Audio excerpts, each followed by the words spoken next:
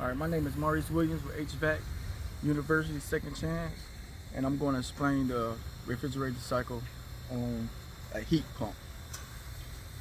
Okay, I'm gonna move this back so and then you'll be able to zoom in and see some of the components. And I'm gonna point them out. Then I'm gonna explain how the refrigerator cycle works. This here is my compressor, which yeah, I'm gonna just name the components first, and then I'm gonna go through the cycle. Like I said, this is the compressor, which we call the heart of the AC unit. This is my accumulator, which holds the refrigerant, and this is my reversing valve.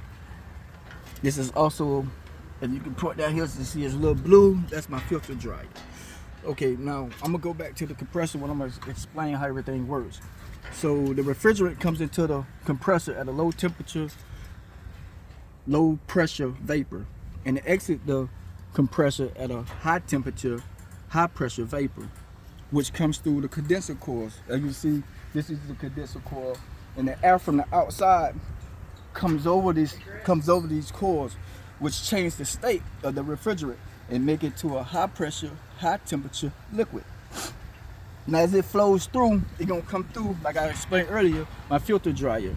My filter dryer gonna catch any contaminants as far as water or anything that shouldn't be there. Then it's gonna flow through my liquid line. This is if we're in a air conditioner and cool unit. It's gonna come through my liquid line and it comes to my air handler, which is with my evaporator coils. And but before it get there, it's gonna hit a TXV. On this unit, you won't see the TXV because, as you can see, this is something with the students has took out and we've been playing with. So, but the TXV whole purpose is to regulate the refrigerant.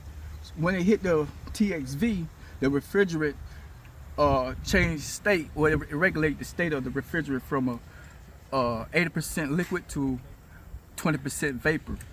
At this point, it's going to start boiling off, and when it boils off, it gives you the air blower blows over the coils, which push out cool air. As it comes back, the liquid still flows through my liquid line and come back to my condenser.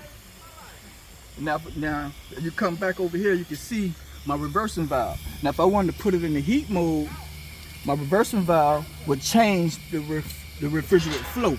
And the flow of the refrigerant would instead of putting cold air, it will put heat. And just to reverse stuff in the cycle. And that's pretty much in a nutshell how the refrigerator cycle works.